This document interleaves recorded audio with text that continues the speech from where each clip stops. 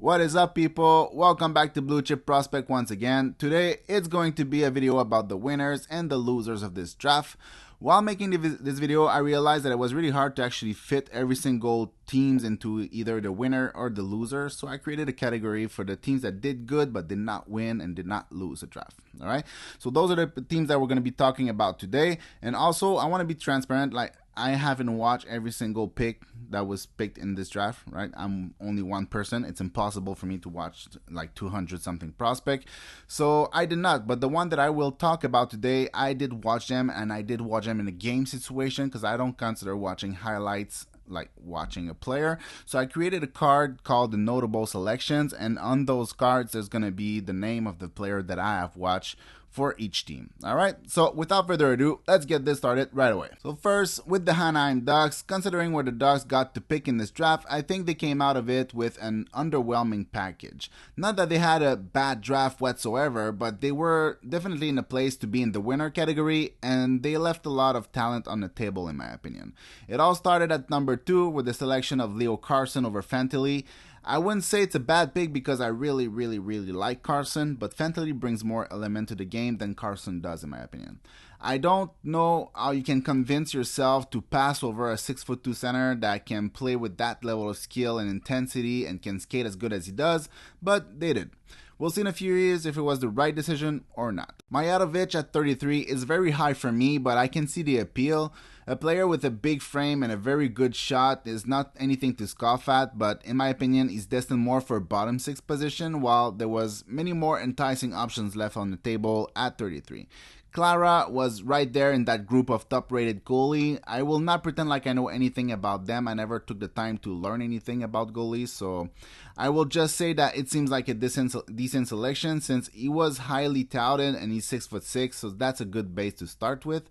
Other than that, I quite like the selection of Colson Pitter, I don't know how you say that name, in the 3rd round. He's a very physical and versatile forward who scored at a point per game rate and has been really good at 5v5. So in the end, the Ducks added tons of size to their forward group. They added a solid goaltending prospect, an elite playmaker. They should probably always put you in the winner category, but with names like Crystal left on the table, I'd say they miss a little considering how they were positioned to hit home runs all day long. So for the Red Wings, a bit like the Ducks, I debated leaving them in the winner category, but if I'm true to myself, I just didn't like most of their selections. While they got some good value later in the draft with players like Dower Nilsson, I think they missed an opportunity to add skill to their pool by selecting Danielson at 9 overall. I understand the value of a player like him, but they selected Casper at 8 last year, and to me, Danielson is a very similar type of player. I actually prefer Casper as he plays with more of a bottomless motor, but I feel like if you pick in the top 10, especially in this draft, you'd want a little more than Danielson. Also, Sandin Pellikka at 17 is definitely a good pick. It's a good bet. Not my type of defenseman unless he is extremely skilled, but still a good pick. I think the 2nd round is really high for Brady Cleveland as the ceiling is extremely limited, but he's a player that has a chance to play. He skates really well for a guy that has a 6'5" frame and is he's capable to move the puck forward and break out the puck.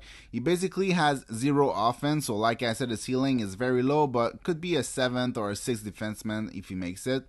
Dower Nilsson, on the other hand, is a bet on a very talented forward. He's extremely creative, a very good passer, has really good hands, but he just can't skate. He's very perimeter driven and basically adds zero value to defense and transition, but anyway, he's the type of bet I like seeing teams taking in the later rounds. So in conclusion, Detroit added offense from the back end, some compete and physicality, and some size. Not a bad draft at all, but I think they missed an opportunity to add a significantly more skilled player to their lineup by selecting Danielson in the top 10. So for the Edmonton Oilers, this one is going to be pretty quick. Edmonton had only 3 selections in the draft with no 1st round pick. Regardless, they still managed to get out of there with a player like Bo Akey. Not a bad day if you ask me. I don't know anything about their selection in the 6th and 7th round, but Bo Akey is a smooth skating, right shot defenseman that brings some offense with good manipulation habits, while not being bad at all as a rush defender. So I quite like it. They're not winners, they're not losers, they did good with what they had. Nashville did a pretty good job filling the prospect pool with some very high-end skill and players that are top of their class with at least one attribute. Seems like a smart strategy to me. Matthew Wood at 15 is very good value. Most people had him somewhere between the 10 and the 15 position. I personally had him at 13. The guy has a devastating one-timer and has some of the best small area hands in the draft. Skating needs a ton of work, but overall a very enticing package. I personally wouldn't have taken Molendyk as early as 24, but the guy is such an agile and explosive skater that I can understand why they took that bet. I'm not sure how much offense he has, but even as an under 6-foot defenseman, he certainly won't have any issue matching the attacker's feet in the NHL. Nilsson isn't a sexy pick, but he is a very good and versatile forward. I didn't see him in the SHL, so I don't know what he looked like in Europe, but he was quite good at the Four Nations. Also, I really trust Rögle as an organization to develop NHL players. Later in the draft, Kalen Lynn in the second and McKinnon in the third will definitely add physicality to their prospect pool without actually taking players that are very low on skill. McKinnon is a very physical defender while being adequately mobile to have a place on an NHL roster, while Kalen Lynn is just as physical or even maybe more while being a point per game player in the dub. So in the end, Nashville added high-end skill in a 6'3" package, a ton of compete and physicality at the forward position and on the back end, and an elite skating defenseman. They left some very high skill player on the board, but definitely a good draft. The Devils were another team that didn't have many picks but got out of the draft with some good players. Amin Aho is definitely a project with many issues to his game, especially his skating, but he's a very smart player. Despite the lack of a physical gift or high-end skill, he still ended up with 0.4 point per game in Liga, which is more than the first overall selection in the last draft in Juraj Slafkovsky, so that's not too bad. I don't think he will ever be a driver on his line because of his skating. He's going to have to be the type of player that thrives playing without the puck and exploiting gaps in the defense. But in the end, I think he's a very good project. Cole Brown in the 6th round is also another good bet. The stats doesn't really reflect his game. He has a pretty good shot and is a big frame standing at 6'3". He's one of those players that I didn't focus on or tuned in to watch him, but he did stand out in a couple of games where I was watching Nick Lardis. He didn't use his frame much, but a pretty decent shooter. In the end, New Jersey did a pretty good job considering the amount of pick they had. They added a very high IQ player and another one with a good size and a good shot. So the Islanders didn't have a pick in the 1st or the 3rd round and still managed to get some good pieces for the prospect pool. First, in the 2nd round, they added Danny Nelson, a big, mobile, versatile forward with a good shot. Nelson has everything to be a future NHLer. He's a guy that takes care of his defense. He plays with an edge. He can contribute offensively, has the body and the skating to drive the middle, and the protection and the sense to play on the cycle. I don't think he's going to be a high in the lineup player, but he will play, that's for sure. Jesse Nermi in the 4th round is also good value. I'm not his biggest fan, but he's a skilled player that had a good production in the U20 in Liga and at the U18 World Junior. I think there's a lot that needs to change for him to even sniff the NHL, but betting on skill is always a good strategy in my opinion. Again, when you don't have a 1st or a 3rd round pick and you end up with a big mobile player with skill and another skilled player with good production, I think you can call it a success. If one team needed an injection of skills in their prospect pool, I think it was the Penguins. If I was them, I would have swung for high-end skill at every turn, which it didn't do, but at least it selected a very good player in Brayden Yager at number 14. Yager doesn't really have the size or the skating to be an NHL center, but he has the details, the work ethic, and the skills for it. On a skill level, he's one of the best shooters in the draft and probably the fastest release in the draft. I would be extremely surprised if he doesn't become a goal scorer at the NHL level. He's not a creative passer, but he's a good playmaker. He works hard in every facet of the game. In the end, I like him quite a lot. They also picked Emil Jarventy in the 7th round. I find it quite surprising that a team could pick him as low as the 7th round.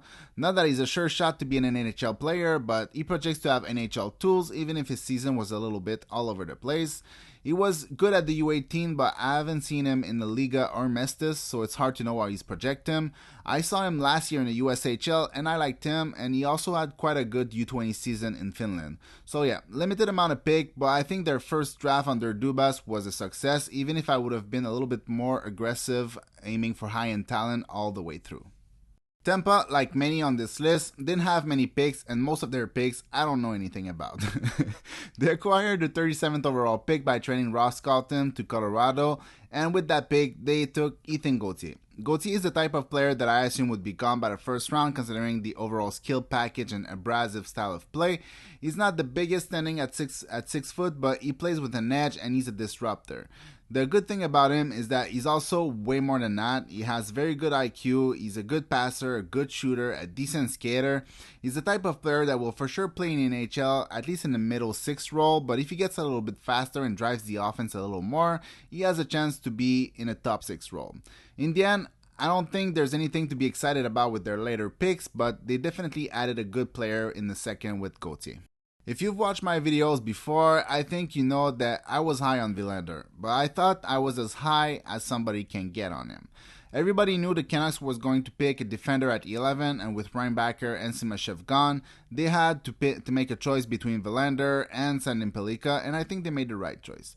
Funnily enough, I had Villander to the Canucks in my mock draft, but I thought it was a long shot since the guy is good, but 11 is high for a guy that might not be able to bring any offense with him in North America.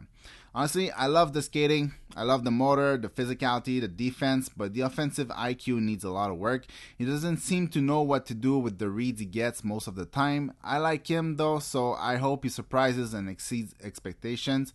Outside of that, Vancouver picked Brewster Wicks in the third and Sawyer Minio in the third also.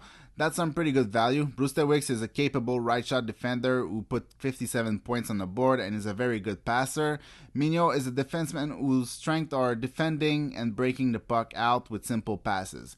He's not a great skater, but he isn't bad either, and also doesn't have much offense once he crosses the offensive blue line. But I think he has a decent chance to be a third pair D or a 7D, so not too bad for a third round pick.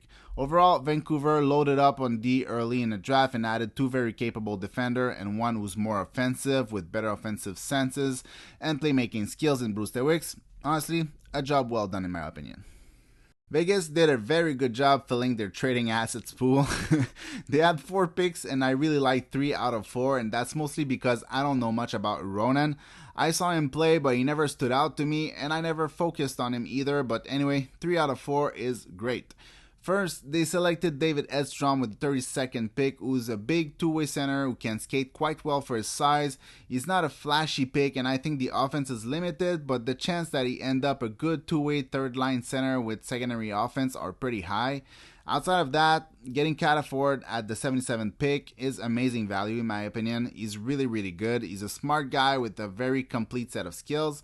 Nothing really pops out as an above average or high-end skill, but everything is right up there with a solid average grade. Same with Karki, again, what a good pick in the third. The guy was at the top of the U20 league in Finland in scoring for a defenseman. He had 3 points in 7 games at the U20 World Junior as an 18-year-old. Offensively, he's got the raw talent and the IQ to be very good. The issue is defensively, and it's absolutely a real issue. If it wasn't, he would have been a first rounder. Anybody who thinks Dragicevic is the worst at defending should go take a look at Karki. He basically just gives free access to his zone to anybody who wants it. He's got a lot of work to do to round up his game, but if he does, and it's a significant if, it's going to be a hell of a pick in the third round. Overall, the Knights did a great job with the limited amount of pick they had. They are on the very edge of the fence between winners and the team that did good. The Jets are a team that usually do a pretty good job at drafting, especially in the first round, and once again, I think that with this one, they knocked it out the park with Colby Barlow at 18. A lot of people seem stuck on the fact that he's mature for an 18-year-old in the OHL, and while I agree, he's 5th in the league in goals scored. Mature or not, he's 18 and he scored 46 times in 59 games and scored those goals every way imaginable. It's not like he's a one-trick pony. He can score every way you want it, from a nicely timed net crashing to a devastating one-timer, and all this while being very good two-way forward. Very good pick by the Jets, as is tradition. For the rest, I'm not sure. I know nothing about Zachary Nearing, however you say that, and I never saw him play, but the only current NHL player I could find to have a similar type of production in a US prep school is Eric Ola and Noel Cherry. So there's a chance. Milic in the 5th round is a pretty good bet. He's a small goalie with a good progression year over year, and Connor Levi's whatever, in the 7th round, is a point per game forward who mostly played on the 3rd line in Kamloops with decent size and a good shot. Overall, they did a good job again with some good bets later in the draft. They added a very good goal scorer with some physicality and some net crushing. I like it quite a lot. Alright, that is it for today. I don't know at which pace I can get videos out in the summer, but I'll do my best to be somewhat consistent. I saw in the polling that most people wanted the prospect pool rating type of video, so I'll try to make this happen, but in a shorter format as this is a 32 video project, so we'll see. Anyways, hope you guys enjoyed. Thank you for watching. Have a good summer, guys. Peace.